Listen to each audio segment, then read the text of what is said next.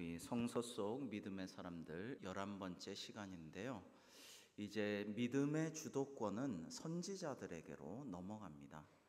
이 선지자라는 것은요, 우리가 예언자, 선지자 하면은 무슨 신접한 무당처럼 앞날을 좀 내다보고 뭐 앞일을 예견해서 말하고 이런 이미지가 우리에게 강한데, 사실 이 성경에 나오는 이 선지자, 예언자는 성서 원어로 나비라고 하는데, 나비라는 원뜻은 아나운서, 스포크스맨, 그러니까 하나님의 말씀을 그대로 받아가지고 그 하늘의 전파를 그대로 공중파를 전달하는 사람, 그런 뜻입니다.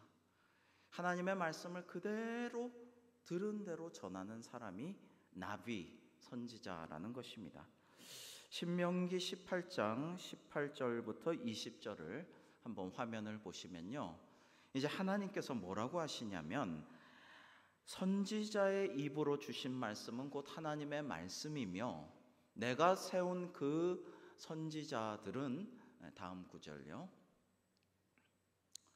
이제 여러분들이 꼭 들어야 하고, 그 다음 구절요, 그 다음에 선지자는 하나님의 말씀을 그대로 전하지 않고 자기 마음대로 하거나 다른 신의 이름으로 말하면은 죽어 마땅하다. 하나님은 이렇게 말씀을 하셨다라는 것입니다. 그래서 거짓 선지자, 거짓 제사장들, 오늘날 이단 사이비, 그 다음에 자기 마음대로 인간적인 곡해, 자기 마음대로 성경을 해석하는 그런 것은 하나님이 보시기에 죽어 마땅한 거짓 선지자라는 것이죠. 굉장히 무서운 말씀입니다.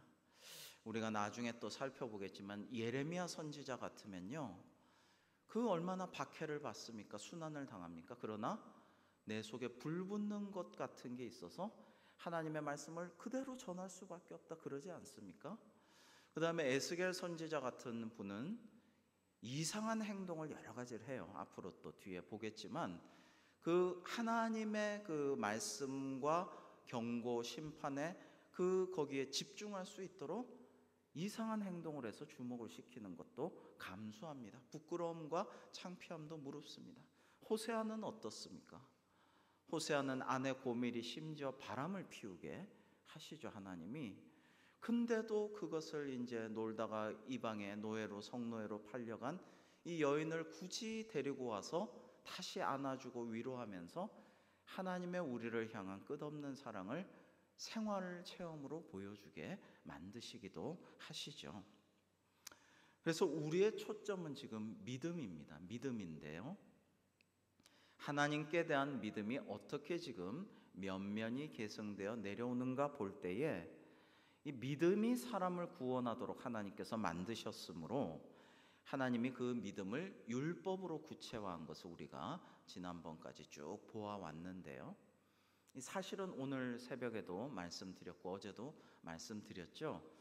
이 율법이라는 것은 우리가 죄를 깨닫게 하고 죄 짓지 않도록 딱 강제하는 것이죠. 그러니까 사실 율법이라는 것은 믿음의 최소 한도를 지키게끔 하는 그런 장치라고 할 수 있어요. 근데 요 율법만 간당간당 겨우겨우 지킨다는 것은 믿음이 뭐예요? 하향 평준화된 상태다라고 할 수가 있습니다.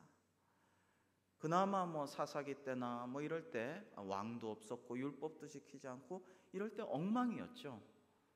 사실은 굉장히 하나님을 왕으로 모시지 않고 왕을 세우고 그 다음에 율법이라는 것을 겨우 지킬까 말까 하면서 우상 숭배와 거짓 신에 대한 숭배가 이제 창궐하게 되는 그런 세상에 하나님은 선지자, 예언자를 보내셔가지고 하나님의 말씀을 곧이곧대로 증거하라, 그런 사명을 가진 사람들을 백성들에게, 하나님의 성도들에게 보내주셨다라는 것입니다. 그래서 하나님이 보내신 선지자들의 선포와 경고와 심판 메시지를 듣기 싫어하는 백성들은요, 이제 하나님의 말씀을 말씀으로 듣지 않고 자기 반대파의 정치적인 말이다 이런 식으로 몰아붙이고 어용 선지자들, 거짓 제사장들, 이런 사람들만 좋아하고 듣기 좋은 말, 달콤한 말, 축복의 말, 아주 내가 원하는 말, 듣고 싶은 말만 하는 사람들만 좋아하고 대접하면서 예레미야 같은 선지자들은 뭐 거의 우물에 이렇게 떨어뜨려 가지고 거의 죽일 뻔하기도 하고 매질하고 욕하고 계속 그런 전통들이 사실은 내려옵니다. 주의 종들을 돌로 치고 핍박하고 죽이기도 합니다. 그러나 어떻게 해요? 하나님은 소수의 하나님의 사람 주의 종들 의인들을 통해서 하나님의 믿음의 역사가 계속 이어져 내려오도록 만드신다라는 것입니다. 여러분, 교회 역사는요, 중세기에는 크리스텐덤이라고 중세 유럽 전체가 기독교 왕국을 이루었지만 그때 꼭 신실한 믿음이 아름답게 선 것은 또 아니었죠. 여러분, 다수가 되고 권세를 누리고 힘을 과시하고 모두가 비슷하게 나가고 겉으로 다 경건해 보인다고 해서 하나님의 나라와 의가 바로 서는 것도 아니에요. 항상 하나님의 역사는 소수의 의인들이 핍박을 받아가면서 바른 길을 좁은 문으로 들어가기를 힘쓰면서 살아가는 그 모습을 통해서 아름다운 신앙의 역사가 이어져 온다라는 것을 알 수 있습니다. 그 대표적인 것이 성서에 나오는 예언자적 전통, 선지자의 전통이에요. 사실은 우리 주님 예수 그리스도도 그 전통 가운데 서 계시고 핍박을 받아 십자가에 돌아가신 것이고, 그리고 그 전통들을 사도들이 계승했죠. 그래서 이 교회라는 것은 사도적 교회예요. 아포스톨릭 처치라는 의미는 그러한 믿음의 전통을 우리가 계승합니다. 사도신경이라는 것은 그러한 사도들의 전통, 예언자적 전통을 우리가 같은 믿음으로 오늘날도 고백합니다. 이단들은 사도신경을 절대로 고백하지 않습니다. 이단의 특징이에요. 자기들은 그렇게 안 한다는 거죠. 성경이나 하나님의 말씀을 자의적으로 자기 마음대로 해석하고, 새벽에 그 코란과 이슬람의 경전들에 대한 말씀도 좀 드렸습니다만은 자의적으로 해석해요. 자기 마음대로, 자기 편한 대로. 그것이 이단들의 특징이고 하나님이 미워하시는 것이죠. 여러분, 그 엘리야는, 오늘의 주인공 엘리야는 북이스라엘의 선지자였습니다. 북이스라엘은 여러분들께서 아시다시피 이제 사울 왕, 다윗, 솔로몬 3대째 왕에 이르러서 균열이 일어나죠. 사실은 솔로몬 말기에 벌써 수많은 애국과 암몬과 모압과 수많은 이방의 공주들을 왕비로 맞이하면서 그들의 신앙을 받아들이고 마음대로 해라, 아세라도 섬기고 뭣도 섬기고 하면서 인신공양도 바치고 이렇게 하는 것을 허용하면서 큰 악이 이스라엘에 침범하게 되죠. 그 다음에 그 아들 르호보암에 대해 이르러서 이제 부왕은 이제 너희들 이 정도로 다스렸지만 나는 더 큰 채찍으로 너희들을 내리치면서 더 중노동을 더 중과세를 할 것이다 이러면서 이제 결국에는 여로보암으로 말미암아 나라가 남왕국 북왕국으로 쪼개지게 되죠. 근데 이제 겨우 살아남은 것이 사실은 우리가 남이가 하는 같은 족속이에요. 그 유다 지파, 베냐민 지파. 이 다윗의 그 혈통을 잇는 그 지방색이 강한 요 남유다만 남고 나머지 10지파는 다 못 살겠다. 저 악정 우리 중과세 폭정 못 견디겠다고 여로보암 따라 다 북이스라엘로 10지파는 이제 정권이 옮겨지게 된 것이죠. 그런데 이 북이스라엘 10지파와 남유다의 그 2지파는 굉장히 세력이 차이가 클 것 같지만 이 신앙의 정통성이라는 게 가장 중요한, 이스라엘의 신앙의 정통성이라는 게 어디 있느냐? 남유다에 있는 것이죠. 그런데 이제 여로보암부터 시작해서 계속 이제 이스라엘의 북왕국의 왕들은 고민이 큰 겁니다. 뭐냐면 유대인들의 3대 절기라든지 그런 중요한 제사를 지내고 예배를 드리고 이럴 때에 백성들의 마음이 어디 향해요? 이제 다윗과 솔로몬의 그 성전으로 향하는 것이죠. 남유다 예루살렘 성지로 향하게 되는 거예요. 마음이 자꾸 그쪽으로 끌리게 돼요. 그러니까 정권의 안보와 유지 차원에서 어떻게 합니까? 여로보암부터 초대 북이스라엘 왕부터 어떤 행동을 하기 시작하느냐? 이제 그것을 대신하기 위해서 이 절기마다, 중요한 절기마다, 우리로 치면 구정이나 추석이나 뭐 성탄절 이런 중요한 절기마다, 광복절 이럴 때마다 그냥 예루살렘 남유다에 가서 거기에서 예배드리고 하나님께 영광 올리고 이러면은 유지가 안 된다, 민심이 다 쏠린다 생각을 하니까 이제 베델과 단에 북이스라엘 나름의 성전을 짓고, 그 다음에 이제 정통성을 상징하는 법궤가 놓여 있잖아요. 지성소에 하나님의 법궤 대신에 금송아지를 세워요. 금송아지를 세워서 자, 이게 법궤를 대신하는 우리의 상징이다. 그거를 두고 그 다음에 레위 지파라야지 제사장이 될 수 있다고 하나님이 율법으로 하셨는데 그거 이제 할 수 없으니까 무시하고 이제 자기들 나름대로의 가짜 제사장을 세웁니다. 그 다음에 가짜 절기를 만들어 나름대로 지키게 합니다. 그래서 북이스라엘은 가짜 절기에 가짜 성전, 가짜 제사장, 가짜 법궤인 금송아지 우상 이런 것을 통해서 하나님을 거짓 숭배하는 그런 시스템을 갖추게 되는 것이죠. 그게 쭉 내려오게 됩니다. 정권 유지 차원에서. 그러니까 어떻게 돼요? 이스라엘 왕들은, 북이스라엘 왕들은 거의가 악한 왕이고 우상 숭배 앞장서는 왕이 되고 맙니다. 이거는 구조적인 문제예요. 시스템이 이렇게 되어 있으므로 그렇게 흘러가게끔 되어 있는 것이죠. 그런데 하나님은 북이스라엘도 하나님의 선민이므로 유다와 베냐민만을 사랑하시는 게 아니라 사실은 이스라엘 민족이 온 인류의 믿는 자들의 샘플이잖아요. 그 모델이거든요. 그렇기 때문에 북이스라엘도 사랑하셔서 어떻게 하시느냐면 이제 여전히 하나님의 백성으로 여기시는 주님의 은혜로 선지자들을 보내시는 겁니다.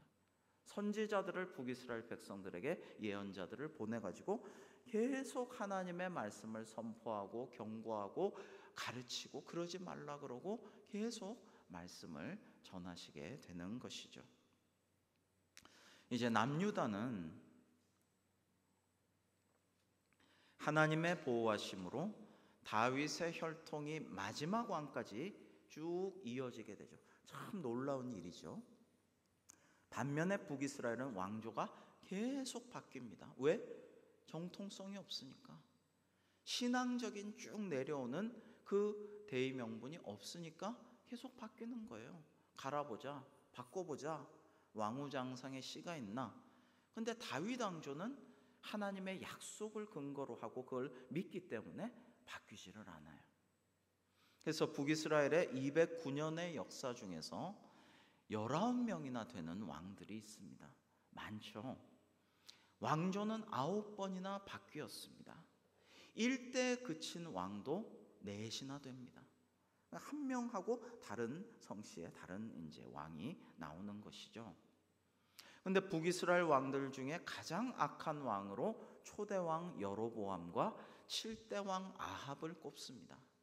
근데 이 엘리야가 가장 악한 왕 아합 시대에 활동하였다라는 것입니다. 여러분 생각해 보면 신앙의 정통성이라는 것이 이렇게 중요한 거예요. 교회에서도 마찬가지예요. 교회에서도 신앙의 정통을 잘 지키는 교회는 평안하고 든든하게 말씀 가운데 잘 섭니다. 그렇게 쭉 갑니다. 시련과 어려움이 있어도 그걸 잘 성도들이 오히려 그럴 때 더 뭉치고 더 회개하고 더 기도하면서 말씀 붙들고 오히려 전화위복의 계기로 삼고 하는 모습들을 보게 됩니다. 근데 이런 전통 아름다운 게 없는 교회들은 막 흔들려요. 뭐만 있으면은 바뀌고 갈고 막 이렇게 복잡해지고 요동을 치고 풍파에 휩쓸리게 되는 것입니다. 여러분 우리 왕조에서도 보면 역사에서도 마찬가지예요. 이씨 왕조가 500년이 넘게 상당히 오래 지속이 됐는데 이게 그거를 정권을 잘 유지를 한 것이죠. 근데 애초에 태조 이성계의 6대 위에까지 선조까지 다 훌륭하다. 그들은 용이다. 인간이 아니다. 막 우상화하고 신격화하고, 그게 바로 용비어천가죠. 그 다음에 그걸 잘 내려온 다음에 이제 일제 그 치하가 끝나고 해방이 됐는데, 이제 우남 이승만 박사 같은 분은 대통령이 돼서도 뭐라고 합니까? 나 전주이시다. 나 왕손이다. 그거를 백성들에게 끊임없이 강조를 해요. 왜? 내가 정통성 있는 왕가 사람이다. 이게 통한다는 얘기예요. 이게 많은 백성들에게 통했다라는 것을 알 수가 있어요. 여러분, 그래서 이 정통성, 또 우리는 신앙의 정통성, 이게 굉장히 소중한 것인데, 이제 엘리야는 이 정통성이 없는 왕, 우상 숭배하는 왕, 이방인 공주 이세벨과 결혼하여서 바알과 아세라를 섬겨서 하나님을 진노하게 만든 이 아합 왕 때 적극적으로, 열정적으로, 뜨겁게 활동한 예언자였다라는 것입니다. 그래서 이제 하나님께서 수년 동안, 3년 6개월 동안 비도 이슬도 내리지 않을 것이라고 경고를 합니다. 하나님의 말씀을 전하고, 이제 아합과 이세벨이 이제 엘리야 탓을 하고 엘리야를 미워하고 박해하니까 피신을 하죠. 피신을 하는데 박해를 피해서 그리 시냇가에 숨어 들어가 가지고 까마귀가 가져다 주는 떡과 고기를 먹으면서 지냈습니다. 여러분, 까마귀가 어디서 이렇게 받아가지고 하나님의 은혜로 받아오지만, 그거를 날라가지고 갖다 주는 떡이 여러분들이 좋아하시는 인절미처럼 보들보들하고 두텁텁 떡처럼 맛있고 백설기처럼 따끈따끈 말랑말랑 할 리가 없죠. 절대 없죠. 말라 비틀어진 냄새나는 고약하고 조그마한 떡밖에는 날르지 못했을 수도 있어요. 고기를 갖다 준다지만 이거를 뭘 소금에 절이고 후추를 뿌리고 양념을 해가지고 그릴에 잘 구워서 먹었겠습니까? 어디서 고깃덩이 온 거를 가지고 그냥 이렇게 허겁지겁 먹었겠죠. 만나와 메추라기를 광야에서 먹듯이 이 예언자는 이렇게 연명을 하게 됩니다. 이 목회자들이나 선교사님들 이렇게 참 이야기들을 많이 들어보고 이렇게 얘기해보고 하면요, 정말 어려운 분들 하나님이 도우시는데, 이번에도 참 그런 간증들을 듣지만은 꼭 필요한 만큼만 탁탁 주셔요. 꼭 필요한 만큼. 금액도 뭐 290만 원이 절대적으로 필요하면 300만 원 주시는 법이요. 290만 원 탁 채워주시고, 그런 경우가 참 많아요. 많은데 그게 다 연단하고 훈련하시느라고 예언자들, 선지자들, 주의 종들 그렇게 많이 하시죠. 이 가뭄이 지속되어 그리 시냇가 물이 마르니까 하나님은 엘리야를 또 어디로 보내시느냐? 사르밧으로 보내십니다. 거기 누가 있느냐? 외아들과 함께 찢어지게 가난한 과부에게 빌부터 의존해서 구구도생 생명을 보존하게 만드십니다. 이런 것들 가만히 읽어보시면, 하나님 말씀 보시면, 하나님 좀 그래도 부자도 있을 테고 어려울 때도 다 넉넉한 사람도 있을 때고, 뭐 떡방앗간 집이라든지 뭐 고깃간 푸죽간 집이라든지 뭐 귀족의 왕족의 집이라든지 그래도 다 있잖아요, 하나님. 그런데 가서 좀 지내게 하시지. 여유 있게 좀 묵상도 하고 기도도 하고 좀 이렇게 수련할 수 있도록 좀 하고 말씀 연구도 하게 하시지 싶은 생각이 절로 듭니다마는 그렇게 안 하셨다는 거예요. 찢어지게 가난한 과부가 외아들과 더불어 사는데 그 집에 뭐가 있느냐? 한 끼 먹을 양밖에 안 되는 가루하고 고운 가루, 이제 곡물 가루죠. 미숫가루 같은 가루. 그 다음에 그거 부쳐 먹을 기름. 그거밖에 없어요.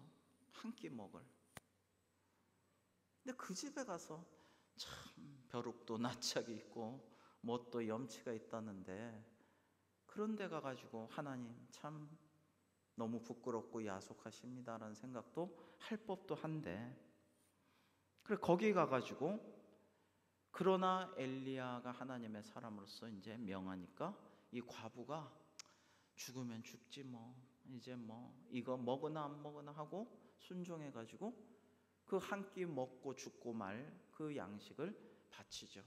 그 가루를 기름에 버무려 가지고 이제 해서 붙여서 드리니까 가뭄이 끝날 때까지 그 가루와 기름이 떨어지지 않았죠. 그래서 이제 살 수가 있었습니다. 그 와중에 과부의 외아들이 죽게 되니까 엘리야가 기도하여 살아나는 기적도 일어나게 되죠.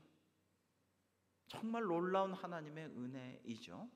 그런 은혜를 하나님이 하나밖에 없는 생명보다 더 소중한 과부의 아들이, 외아들이 살아나게끔 또 은혜를 베풀어 주시죠. 그 후에 잘 알려져 있는 대로 갈멜산에서 지지난 주일 말씀도 우리가 같이 보았지만, 바알의 400명 선지자와 아세라의 450명 선지자와 홀로 대결을 하게 됩니다. 그들을 하나님의 권능으로 이기고 다 처단해서 죽이고, 그 다음에 갈멜산 꼭대기에 올라가서 오늘의 본문이죠, 땅에 무릎을 꿇고 엎드려서 얼굴이 무릎 사이에 들어갈 정도의 간절한 기도를 7번 드립니다. 여러분 혹시 이렇게 기도하신 적이 있나요? 이게 안 됩니다. 뭐 요가 뭐 많이 하고 뭐 이런 분이 뭐 정말 기술이 좋은 분, 아주 날씬하고 그런 분이 될 수 있을지는 모르지만, 여러분이 말씀의 의미를 생각해 보세요. 엘리야가 아합에게 이르되 올라가서 먹고 마시소서, 큰 비 소리가 있나이다. 이제 비 옵니다. 이러고 아합이 올라갈 때에 일단 선포하고요, 그 다음에 엘리야가 갈멜산 꼭대기로 올라갑니다. 이게 이제 권능의 장소라고 말씀드렸죠. 지금도 갈멜산 꼭대기에 가면 엘리야 기념 기도원이 있습니다. 엘리야의 동상도 서 있고 참 장엄하게 이렇게 은혜롭게 되어 있는데, 이제 갈멜산 꼭대기에서 땅에 꿇어 엎드려 그의 얼굴을 무릎 사이에 넣고 기도한 거예요. 간절히 하나님이 기도하면 들어주시리라, 구하는 것은 주시리라 믿고 먼저 아합에게 선포했어요. 이제 비 옵니다. 먹고 마시고 하시라고. 아합은 그런 줄 알고 그냥 갔어요. 놀라운 권능을 먼저 목도했기 때문에 아합은 우상 숭배자지만 엘리야를 믿어요. 그런 상황에서 비가 안 오면 큰일이잖아요. 근데 사원에게 가서 올라가 바다 쪽을 바라보라 하는데, 그가 보고 말하되 아무것도 없나이다. 어떻게 했겠어요? 다시 간절하게 꿇어 엎드려 가지고 다시 죽자 사자 기도를 하였죠. 그 다음에 또 가봐라. 가보니까 또 없는데요, 아무것도 없는데, 깨끗한데요. 다시 와서 보고를 합니다. 그럼 뭐 어떻게 해요? 또 간절하게 기도했겠죠. 얼굴을 무릎 사이에 놓고 죽자 살자 하나님께 간구했겠죠. 여러분, 이게 또 체면이 있지. 자기 종에게, 사환에게 한두 번도 아니고 석삼번도 아니고 7번까지 하라 그랬습니다. 여러분, 이 7이라는 수는 참 완전수죠. 하늘의 신성한 삼위일체를 나타내는 삼자와 동서남북의 땅에 4라는 완전수가 더해진 7이라는 완전수인데, 이 나아만 장군도 요단강에 7번 가서 순종해서 씻음으로 어린아이같이 문둥병이 고쳐진 것처럼, 이것도 이제 하나님이 순종하도록 하시는 거예요. 근데요, 갈멜산에 올라가면 그 놀라운 권능을 행한 엘리야의 모습을 보면서 정말 우리가 권능의 예언자, 가장 큰 권능을 행한 모세 이후에 예수님도 나중에 모세와 엘리야와 대화할 만큼 대표적인 선지자요, 권능의 주의 종인데, 승리의 상징인데, 엘리야 개인적인 모습을 보면 체면 꾸기는 일, 부끄럽고 창피하고 참 낯을 들기 어려운 일들, 그리고 너무나도 인간적인 모습들이 많이 나타난다라는 것을 알 수가 있습니다. 여러분, 이제 좀 다음 시간에 계속해서 좀 굉장히 재미있는 이 지지난주일 설교 때 바알과 아세라와의 대결 말씀을 좀 드렸는데, 이 바알 신앙, 아세라 신앙, 그리고 거기 대결하는 하나님의 선지자의 신앙, 이런 것들 우리가 좀 더 살펴보도록 할 터인데요.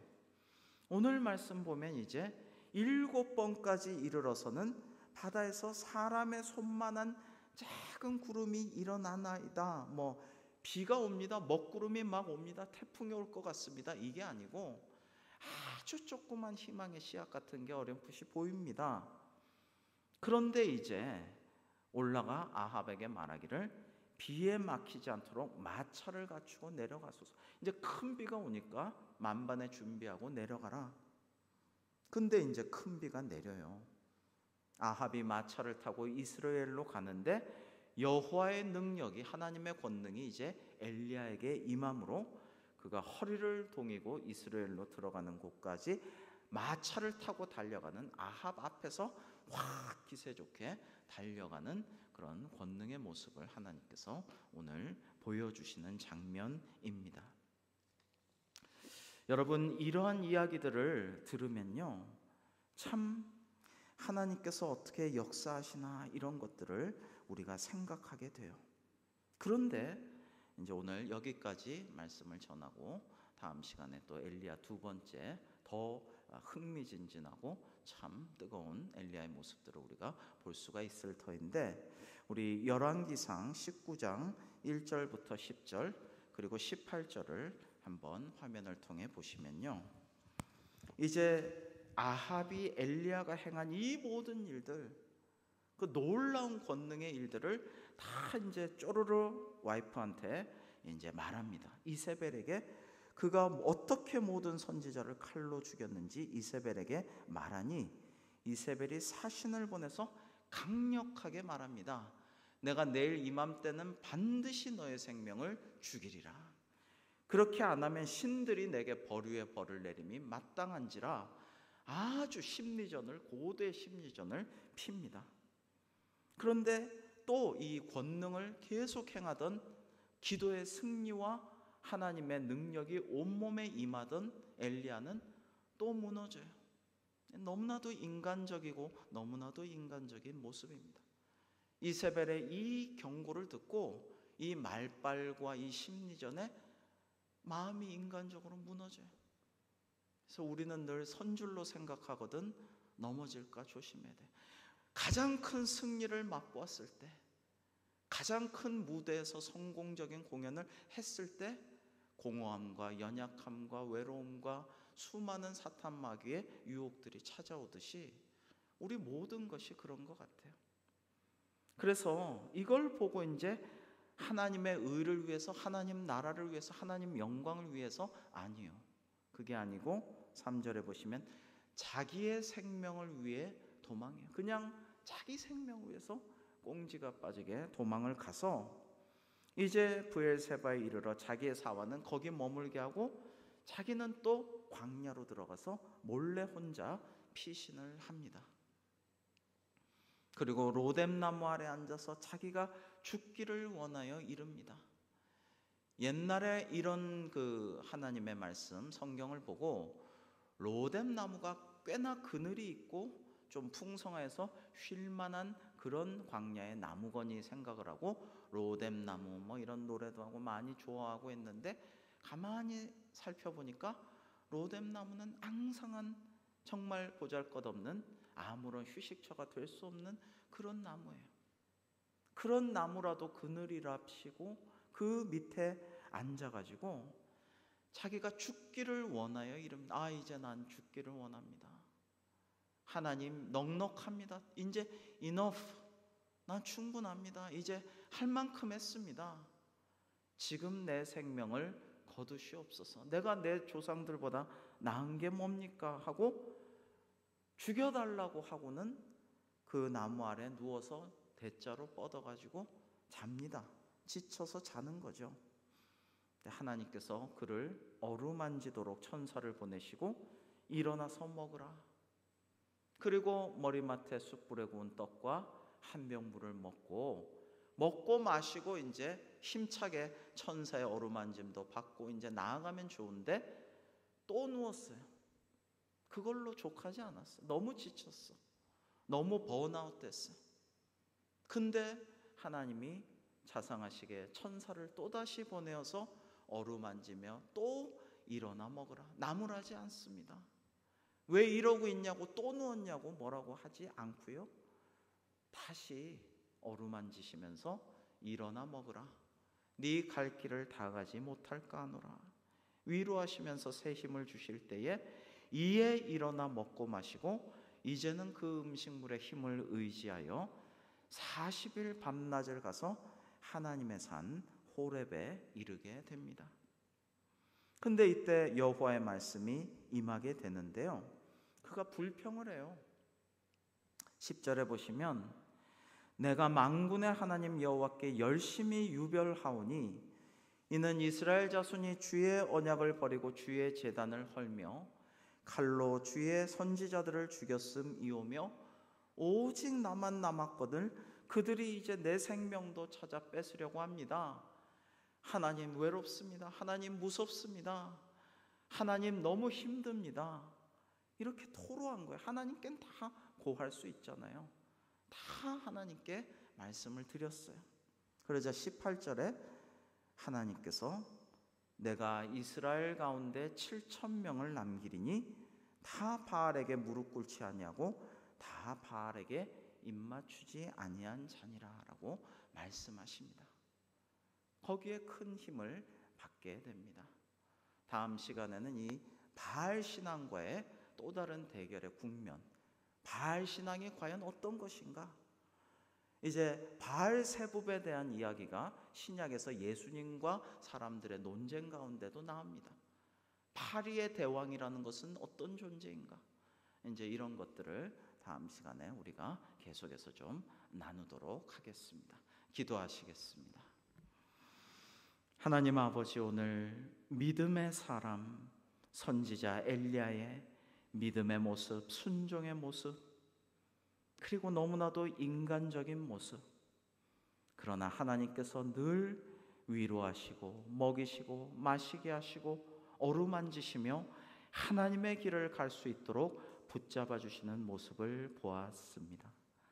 저희도 힘들고 공고한 광야 같은 인생길을 살아가지만 주님께서 생명의 떡과 생명의 물을 먹여 주옵시고 저희들을 어루만지시고 권면하사 위로의 말씀에 새 힘을 얻고 하나님의 산 호렙으로 나아갈 수 있도록 인도하여 주옵소서. 엘리야와 같은 믿음과 순종을 다 갖추지 못했을지라도 힘껏 기도하는 저희들이 되어서 하나님의 긍휼하심을 받을 수 있도록 오늘도 인도하여 주시옵소서. 예수님의 이름으로 기도합니다. 아멘.